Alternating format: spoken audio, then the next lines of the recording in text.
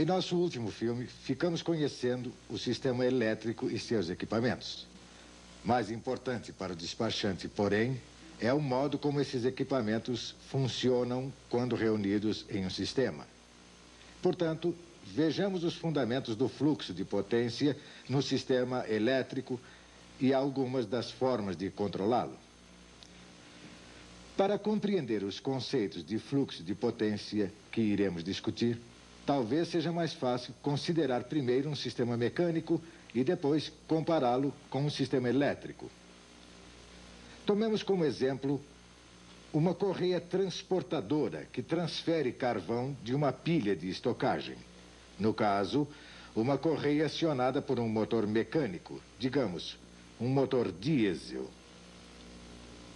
Nesse sistema mecânico, o motor desempenha papel semelhante ao de um gerador em um sistema de energia elétrica. O gerador converte a energia do combustível em energia elétrica e o motor converte a energia do combustível diretamente na energia mecânica que põe a correia em movimento. A correia que transporta o carvão corresponde à carga de um sistema elétrico, ao passo que o eixo que liga o motor à correia corresponde à linha de transmissão que transporta a energia elétrica. No sistema em questão, a carga varia quando aumentamos ou diminuímos a quantidade de carvão transportada pela correia. Agora, vejamos o que acontece. Se aumentarmos a quantidade de carvão na correia, esta passará a mover-se mais lentamente, uma vez que estamos impondo uma carga maior ao motor diesel que a aciona. Se quisermos que a velocidade volte ao normal, teremos de aumentar a quantidade de combustível suprida ao motor, aumentando assim sua produção de potência. Normalmente, essa operação seria realizada por um regulador automático. O oposto acontece quando reduzimos a carga. Primeiro, quando reduzimos a quantidade de carvão na correia, a máquina passa a ganhar velocidade. Reduzimos então o combustível suprido ao motor a fim de fazer a velocidade voltar ao normal. Convém repetir e anotar isto. Se a carga aumenta e a alimentação do combustível permanece a mesma, o sistema funciona mais devagar. Por outro lado, se a carga diminui e a alimentação do combustível permanece a mesma, o sistema acelera. E o que sucederia no caso oposto? Ou seja, se fizéssemos variar a produção de potência do motor, ajustando a admissão de combustível sem mudar a carga. Obviamente, se aumentamos a potência do motor enquanto a carga permanece a mesma, a correia acelera. Inversamente, se diminuímos a potência do motor enquanto mantemos a carga constante, o sistema desacelera. A lição é clara. Para que a velocidade permaneça constante, a produção de potência do motor deve ser igual à carga exigida pela correia. Ou, em termos mais simples, o suprimento de potência deve ser igual à demanda. Até aqui estivemos falando em um sistema mecânico. Mas o que isto significa em termos de um sistema de energia elétrica? Ora, em um sistema elétrico, a fonte mais comum de potência é um gerador acionado por uma turbina. A turbina pode produzir várias centenas de milhares de HP. E toda essa potência é transmitida ao rotor do gerador sob a forma de energia mecânica rotativa. E como essa potência se transfere do rotor do gerador para o estator, onde é convertida em eletricidade?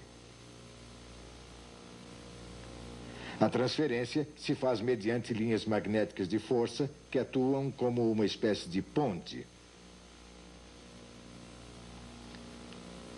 As linhas de força, na verdade, linhas de fluxo mútuo, servem de veículo para transferir a potência do elemento rotativo para os elementos estacionários. E, no decorrer do processo, convertem a energia mecânica em energia elétrica. O resultado final é que, por exemplo, 200.000 HP supridos pela turbina ao rotor do gerador são convertidos em cerca de 150 megawatts de energia elétrica que são transferidos dos terminais do gerador para o sistema. Bem, e o que aconteceria se a demanda de energia, ou seja, a carga, aumentasse de, digamos, 150 megawatts para 180 megawatts? Bem, como no caso da correia transportadora, a máquina se atrasaria, isto é, a frequência começaria a cair. Se a frequência normal do sistema fosse de 60 Hz, a frequência poderia cair para cerca de 59,5 Hz. Para fazer com que a velocidade volte ao normal, teríamos de suprir mais vapor à turbina e, provavelmente, mais combustível à caldeira que produz esse vapor. Para gerar 180 megawatts, a produção da turbina teria de aumentar para cerca de 240.000 HP. Se a demanda de carga elétrica diminuísse, ocorreria exatamente o oposto. A velocidade passaria a aumentar e seria preciso reduzir o suprimento de vapor à turbina. Disse que o sistema elétrico está em regime permanente quando está em equilíbrio. Isto é, todos os geradores estão em sincronismo. A velocidade é constante, o que significa frequência constante, e a produção total de energia dos geradores é igual à energia total exigida pela carga, mais as perdas do sistema. O equilíbrio será mantido enquanto estas condições perdurarem. Daí a expressão regime permanente. Vamos repetir. O regime permanente ocorre quando o total de energia gerada é igual à demanda de energia mais as perdas do sistema. Isto é equilíbrio.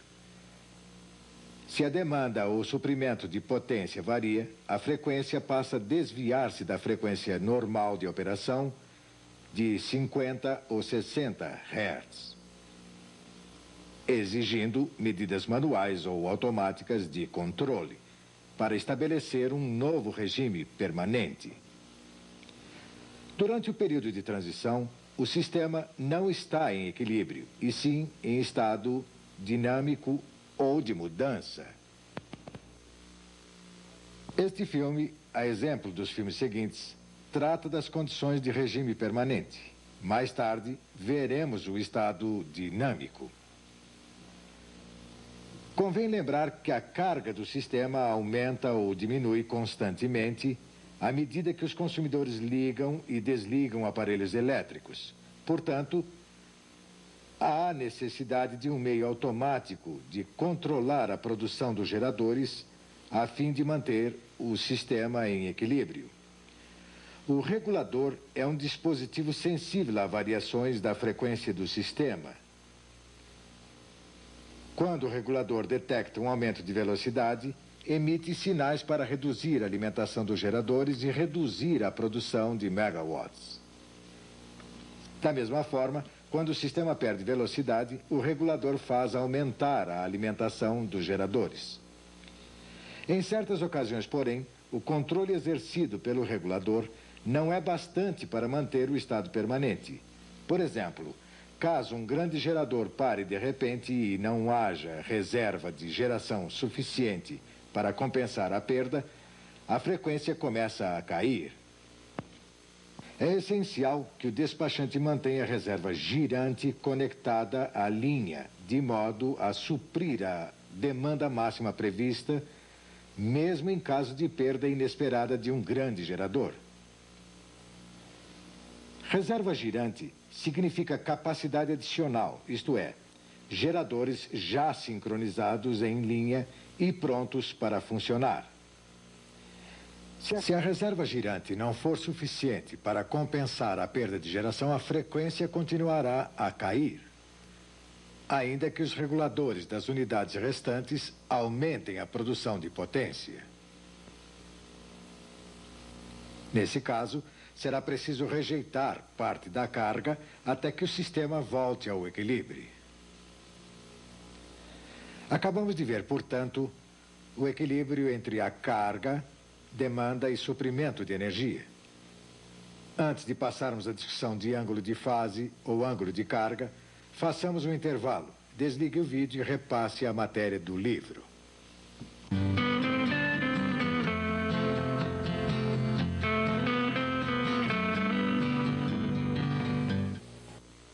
Bem, retornemos agora à nossa correia transportadora acionada por um motor diesel.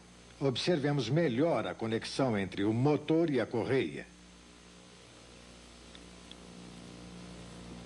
Toda a potência utilizada pela correia é transferida por intermédio deste eixo. É difícil visualizar ou mesmo imaginar, mas o fato é que ocorre uma torção neste eixo.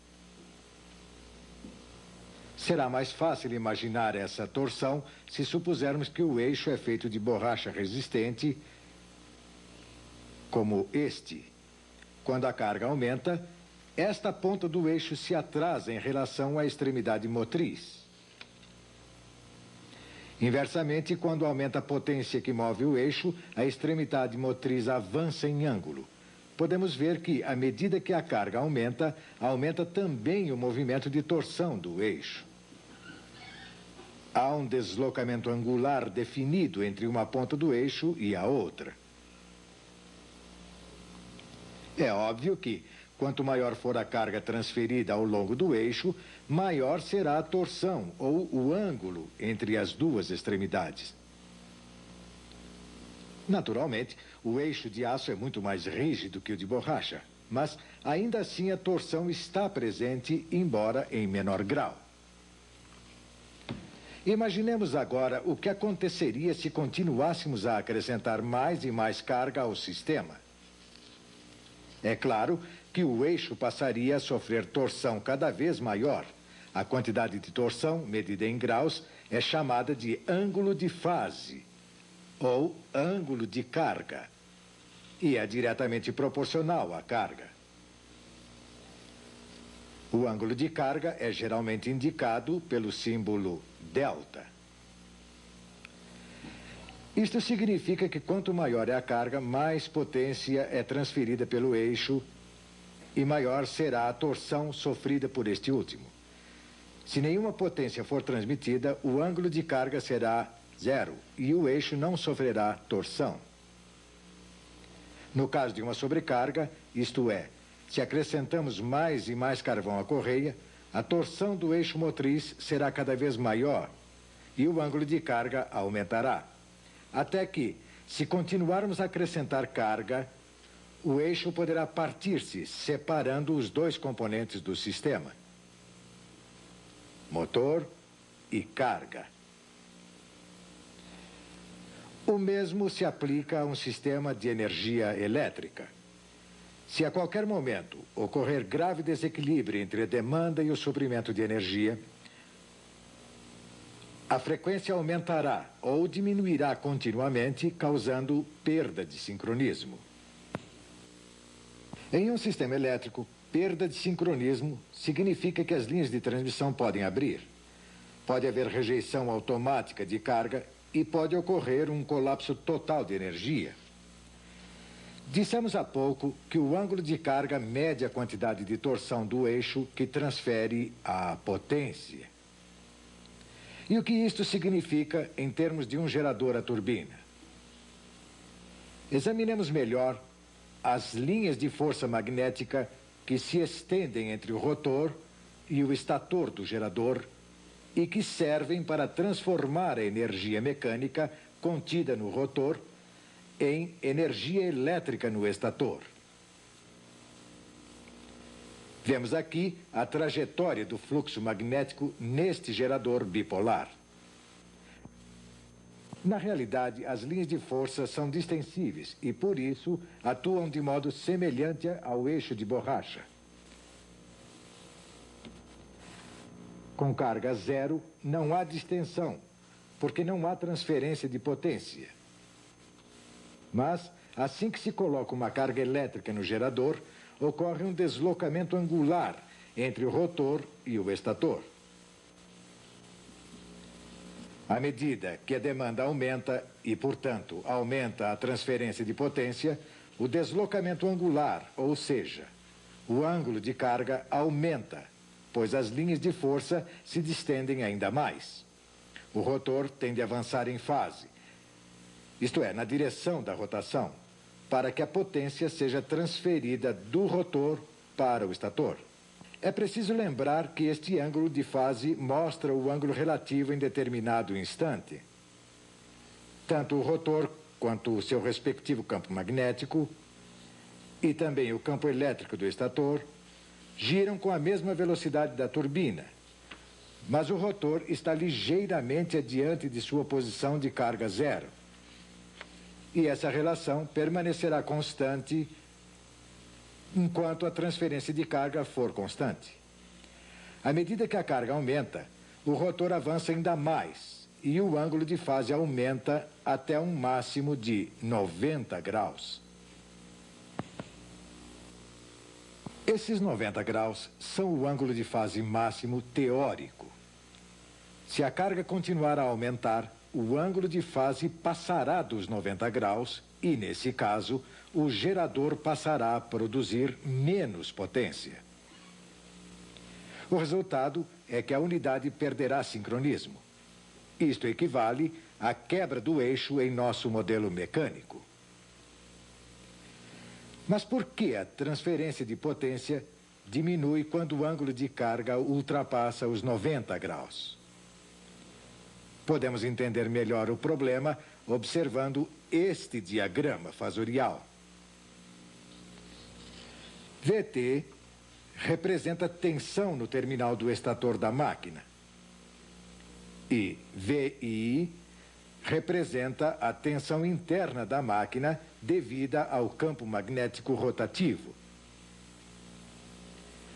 Quando a carga é zero, as duas estão em fase. O ângulo de carga ou ângulo de fase é zero. Ambas as tensões giram no sentido anti-horário e o diagrama mostra o ângulo relativo de carga entre elas. À medida que a carga do estator aumenta, VI, ou seja, a tensão interna, descreve um ângulo maior em relação à tensão do terminal. Quanto maior for a carga, maior deverá ser o ângulo de carga entre VI e VT. Com efeito, a carga é proporcional a esta linha aqui, a qual, como vocês podem ver, é o seno do ângulo de carga delta. Ora, quando o ângulo de carga delta atinge 90 graus, seno de delta é igual a 1 e a carga é máxima. Se aumentarmos ainda mais o ângulo de carga, assim, o seno de delta diminui, o que significa que a carga diminui. Pois bem, agora podemos compreender por que é que vários geradores podem operar produzindo diferentes quantidades de energia. Enquanto permanecem interligados e funcionando à mesma velocidade, é que cada máquina opera a um ângulo de carga diferente. Por exemplo, neste esquema, vemos 3 geradores idênticos de 100 megawatts cada um, todos produzindo quantidades diferentes de energia, mas estão todos ligados à mesma barra, todos funcionando à mesma frequência e com velocidade idêntica. A demanda de carga na barra é de 200 megawatts. O gerador A supre 100 megawatts, o gerador B 70 e o gerador C 30 megawatts. Vemos aqui os ângulos de carga exagerados para que fiquem mais claros. O ângulo de carga maior é o do gerador mais carregado. Se quisermos carregar um pouco mais o gerador C, a primeira coisa a fazer é aumentar a admissão de vapor na turbina. Uma admissão maior de potência fará o rotor acelerar, avançando, é claro, em fase. À medida que o rotor avança, o ângulo de carga aumenta e, consequentemente, a produção do gerador aumenta. O rotor assume uma nova posição de ângulo de fase, na qual a produção de potência estabelece novo equilíbrio com a admissão de potência. Naturalmente, se a potência total suprida ao sistema passa a ser maior que a demanda, a frequência aumenta e todos os reguladores automáticos reduzirão a admissão de vapor em suas respectivas turbinas, até que o sistema recupere o equilíbrio. Ok. Façamos um resumo dos pontos principais que vimos até agora. 1. Todos os geradores ligados a um sistema devem funcionar a uma velocidade síncrona e com a mesma frequência. 2. O ângulo de carga, ou de fase, delta, é o ângulo entre a tensão interna e a tensão do terminal do gerador. 3. À medida que aumenta a produção de um gerador, o ângulo de carga também aumenta. O rotor avança. 4. Os geradores que operam com níveis de cargas diferentes em um mesmo sistema funcionam com ângulos de carga diferentes. 5. A potência máxima ocorre a um ângulo de fase de 90 graus. Se o ângulo passar de 90 graus, a produção de potência diminui e o gerador sai de sincronismo com o sistema. Bem, façamos agora uma pausa. Desligue o vídeo e repasse a matéria correspondente em seu livro-texto.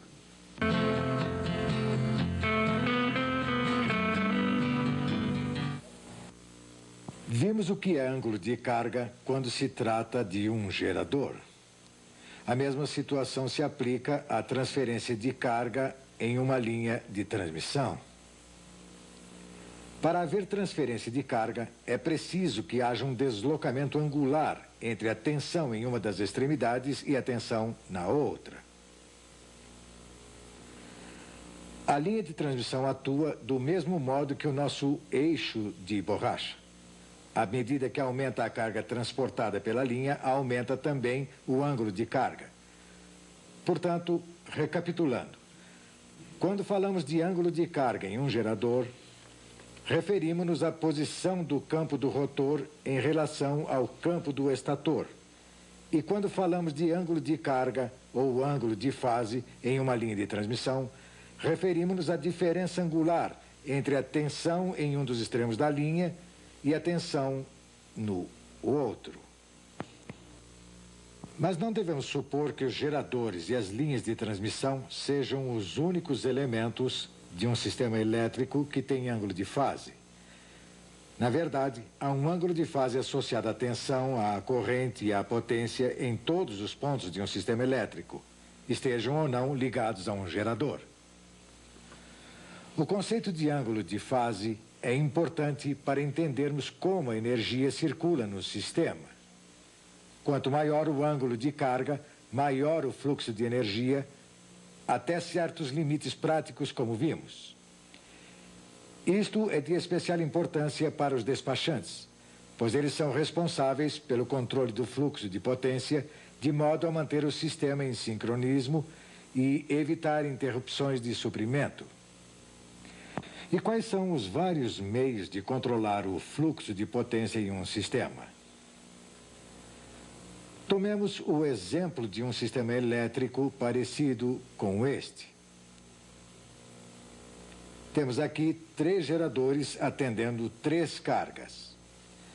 Suponhamos que o suprimento de megawatts do gerador 1 seja só o suficiente para atender a carga 1, que o do gerador 2 seja suficiente somente para atender a carga 2 e que o do gerador 3 seja apenas suficiente para atender a carga 3. Neste caso, a única linha de transmissão a conduzir energia será T3. E vemos aqui o resultante ângulo de fase na linha. A diferença de ângulo de fase nas linhas T1 e T2 será 0. uma vez que elas não estão transportando energia. O respectivo ângulo de fase é indicado no sentido anti-horário. Suponhamos agora que o gerador 2 saia de operação e que ajustamos a produção do gerador 3 para suprir as cargas 2 e 3. Agora haverá uma diferença de ângulo de fase na linha T2. Como podemos ver, tudo funcionará bem. Ou seja, teremos um estado permanente, contanto que as linhas não estejam sobrecarregadas. Mas suponhamos que a potência que o gerador 3 tem de transmitir na linha T2 ultrapasse o limite de carga da linha. O que fazer nesse caso? O problema poderia ser resolvido aumentando-se também a produção do gerador 1. Além da do gerador 3. Isso reduziria a transferência de potência na linha T2 e a linha T1 naturalmente ficaria com a diferença. Haveria uma diferença de ângulo de fase entre todas as três linhas, pois todas estão transportando energia. Mas nenhum dos ângulos de fase e nem mesmo o ângulo de fase total de um extremo ao outro é bastante grande para fazer com que o sistema perca o sincronismo. Esta situação exemplifica um princípio fundamental do controle de fluxo de potência. O método básico de controlar os fluxos de potência em um sistema, quando as cargas são fixas, é redistribuir a produção de megawatts dos geradores. Falamos do ângulo de fase e de como ele aumenta quando o fluxo de potência na linha aumenta. Mas devemos lembrar que a mudança do ângulo de fase ou ângulo de carga é uma consequência e não uma causa da mudança de operação em vários pontos do sistema como um todo. É essa mudança de geração que redistribui a transferência de potência em todo o sistema. Com efeito, é possível mudar o fluxo de potência mudando-se o ângulo de fase, mas o que ocorre normalmente não é isto. Como já dissemos, o fluxo de potência é geralmente ajustado redistribuindo-se a produção das unidades. E os ângulos de fase mudam em consequência disso. Falaremos mais tarde das exceções a esta regra, tal como o uso de um transformador defasador. Qual a quantidade de energia que uma linha de transmissão pode transportar sem perder sincronismo? Novamente, voltamos ao conceito de ângulo de carga. A situação é semelhante à do ângulo de carga em um gerador que já vimos antes. Esta é a linha de transmissão. Este é o lado transmissor e a tensão neste ponto é representada pelo fasor Vs. A tensão no lado receptor é indicada pelo fasor Vr. E se o fluxo de potência for zero, as duas tensões estarão em fase. À medida que aumenta o fluxo de potência ao longo da linha de transmissão, o ângulo de fase delta aumenta entre as duas tensões Vs e Vr. O fluxo de potência é proporcional a esta linha, cujo comprimento depende do seno do ângulo de fase delta. Pode-se ver perfeitamente que, à medida que o ângulo de fase aumenta, o seno de delta também aumenta. E, portanto, aumenta a transferência de potência na linha. A esta altura, vocês certamente já deduziram o resto. Em 90 graus, o fluxo de potência é máximo. Se o ângulo de fase aumentar ainda mais, o fluxo de potência irá diminuir.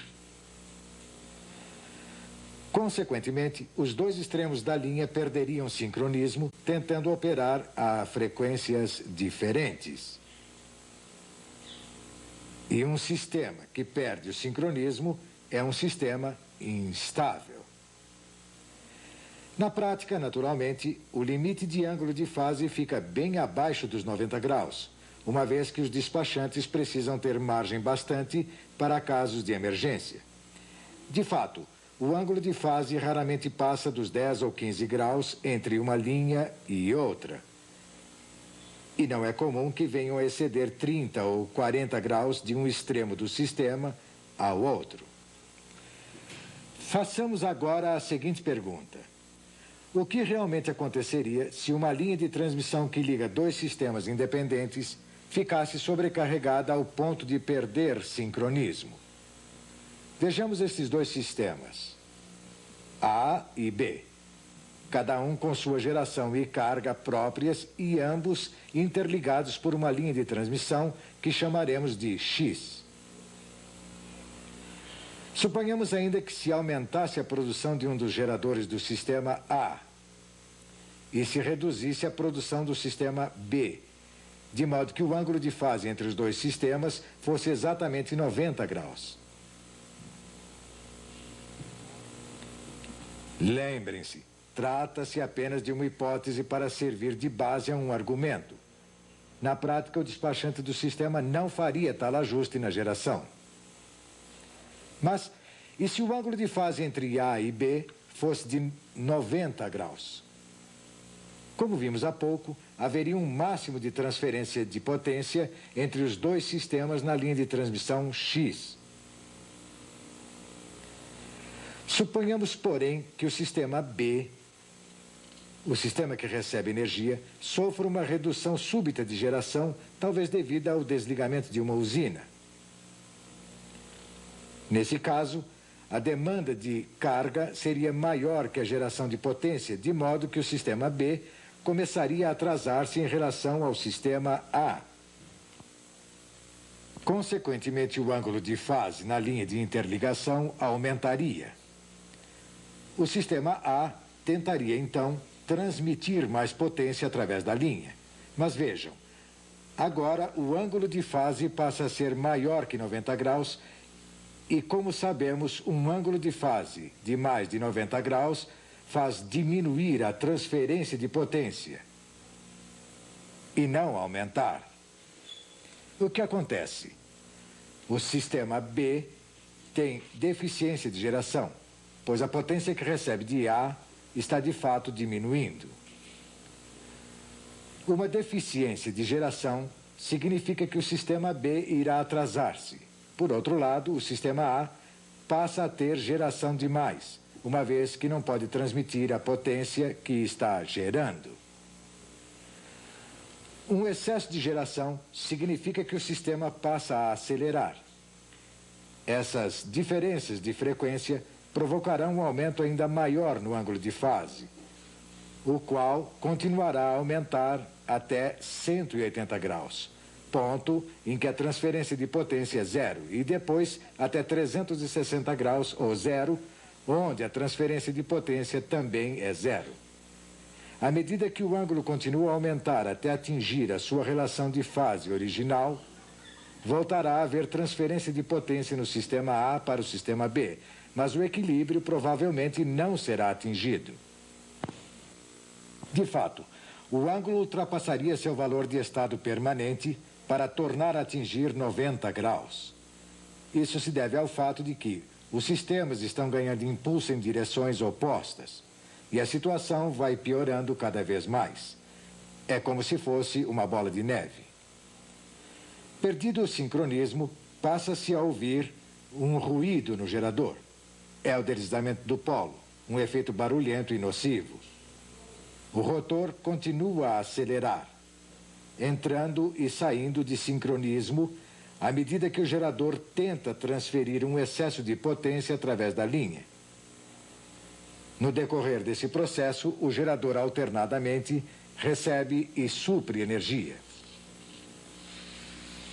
Quando isto acontece, naturalmente, os relés de proteção desligam as máquinas e as linhas do sistema a fim de protegê-los contra danos. E isso, obviamente, resulta em um colapso total de energia. Ok, façamos agora uma pausa. Desligue o vídeo e repasse a matéria que estudamos até aqui. Após o intervalo, minha colega Steinbeck irá falar um pouco mais a respeito do ângulo de fase e de outros fatores que o afetam.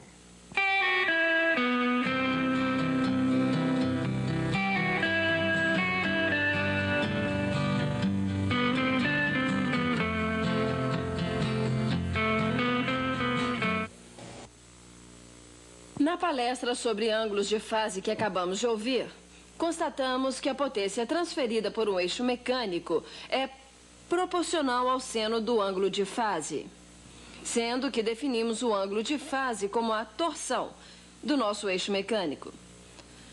No sistema elétrico, a transferência de energia em uma linha de transmissão envolve não somente o ângulo de fase, mas tem a ver também com a tensão e a impedância da linha.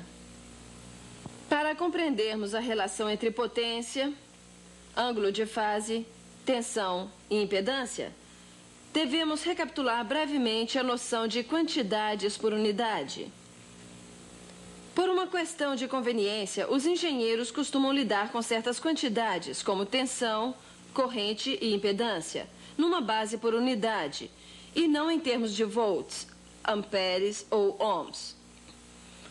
Como devem estar lembrados, os valores por unidade são obtidos dividindo-se a quantidade de volts, amperes ou ohms por um valor base convencionado. Por exemplo, se a impedância real de um elemento do circuito, digamos, uma linha de transmissão, é de 80 ohms e a impedância base é de 100 ohms, dizemos simplesmente que a impedância da linha por unidade é de 80 sobre 100, ou 0,8 por unidade, ou 80%. Por que nos damos a esse trabalho? O principal motivo é que, através do uso consistente de valores por unidade, podemos combinar sistemas de diferentes níveis de tensão e, com isso, simplificar muitos cálculos. Como se sabe, qualquer sistema elétrico pode ter diversas tensões operativas diferentes. Se fizéssemos cálculos usando a tensão real em volts, a corrente em amperes e a impedância em ohms, teríamos de mudar, digamos, todas as impedâncias dos transformadores em ohms a cada vez que passássemos a um novo nível de tensão.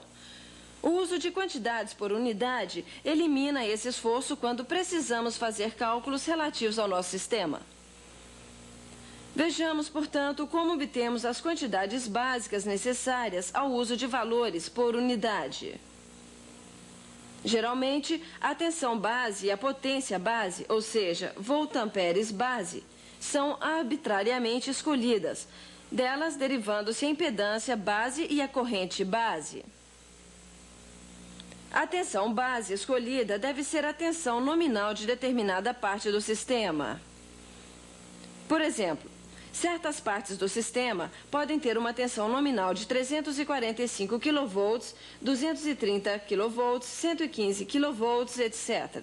E esses valores devem ser escolhidos como valores base. Portanto, podemos ter várias tensões base diferentes em qualquer sistema de potência. Por exemplo, uma tensão real de 355 kV dividida pela tensão base de 345 kV, nos dá 1,029 por unidade. Por outro lado, uma tensão de 110 kV numa base de 115 kV tem um valor de 0,96 por unidade. Tem-se aqui uma outra vantagem do uso de quantidades por unidade. Em condições normais de operação, todas as tensões do sistema estão próximas de 1 por unidade, de modo que fica mais fácil detectar erros de cálculo. O valor de voltamperes base é escolhido arbitrariamente e deve ser sempre o mesmo em todos os cálculos. Ao contrário da tensão base, o valor de voltamperes base é sempre um só para qualquer sistema. O valor escolhido costuma ser de 100 MVA, pois é muito mais fácil dividir por uma base 100. O MVA base é usado como base tanto para megawatts como para megavars. Por exemplo, 250 megawatts seriam 250 megawatts de potência real divididos pela potência base de 100 MVA, o que nos dá 2,5 por unidade. Da mesma forma, 90 megavars seriam 90 megavars de fluxo reativo real divididos pela potência base de 100 MVA, o que nos dá 0,9 por unidade. A impedância base e a corrente base podem ser agora derivadas da tensão e da potência bases. Já mostramos estas equações em nosso primeiro filme, mas é bom revê-las agora. Impedância base em ohms é igual a tensão base ao quadrado dividida pela potência base. Corrente base em amperes é igual a potência base dividida por raiz de 3 vezes tensão base. Tudo isso multiplicado por 1000.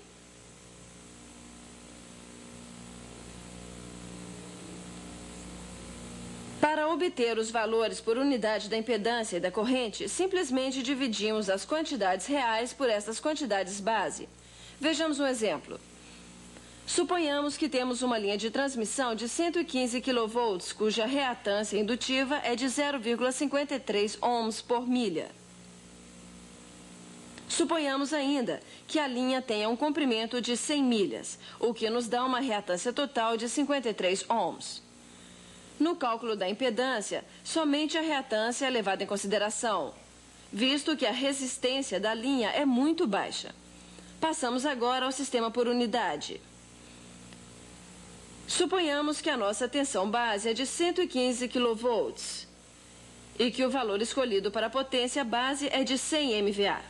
Nesse caso, nossa impedância será impedância base em ohms é igual a tensão base ao quadrado dividida pela potência base, o que é igual a 115 kV ao quadrado divididos por 100 MVA, o que nos dá 132,25 ohms. Ora, como a reatância real da linha é de 53 ohms, a reatância da linha por unidade será 53 ohms divididos por 132,25 ohms, o que é igual a 0,4 por unidade.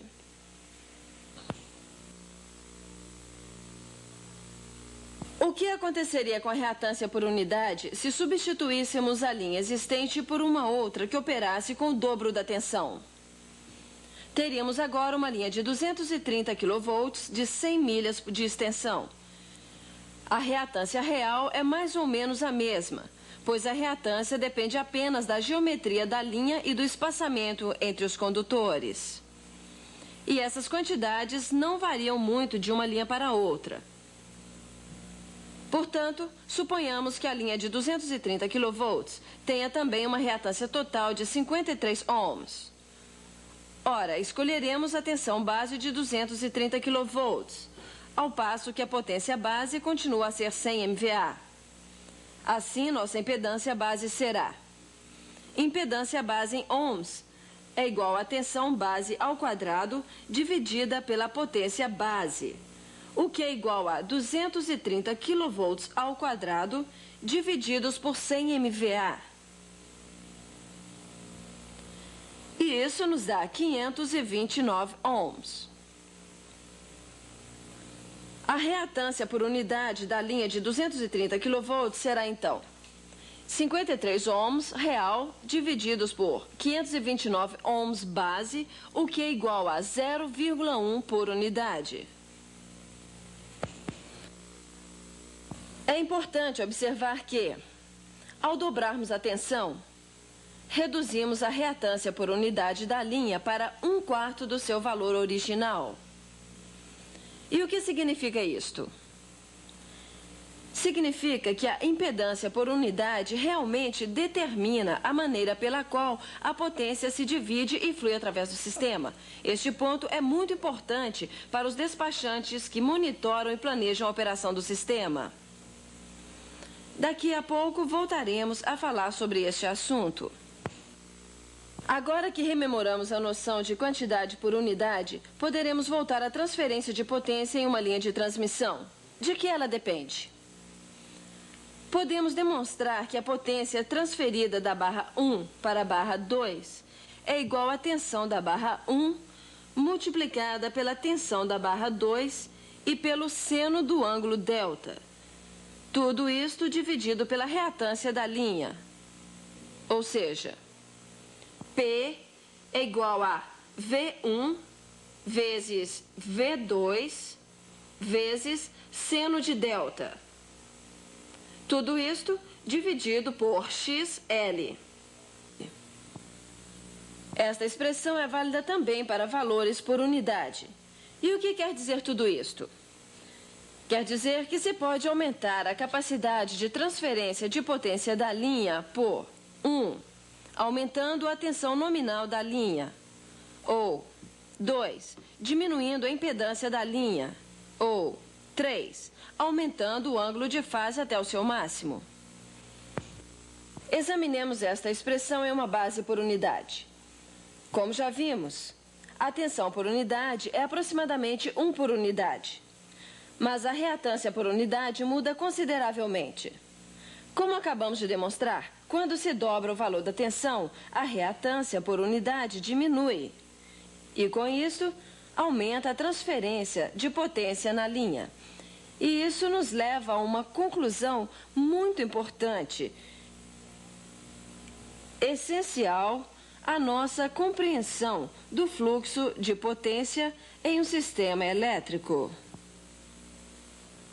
O fluxo de potência na linha é diretamente proporcional ao quadrado do valor da tensão. A reatância por unidade muda em consequência da mudança do valor da tensão.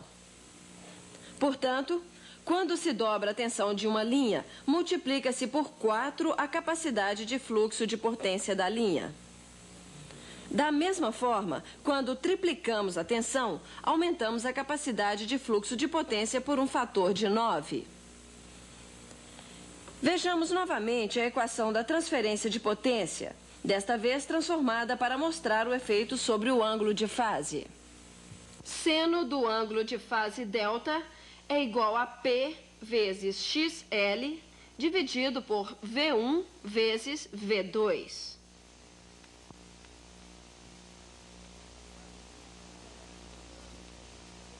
Suponhamos que a transferência de potência permaneça constante. Nesse caso, a equação nos diz que, quanto menor a impedância por unidade, menor será o ângulo de fase necessário a essa transferência. Façamos agora o intervalo antes de passarmos à divisão do fluxo de potência. Desligue o vídeo e faça cuidadosamente os exercícios do livro-texto.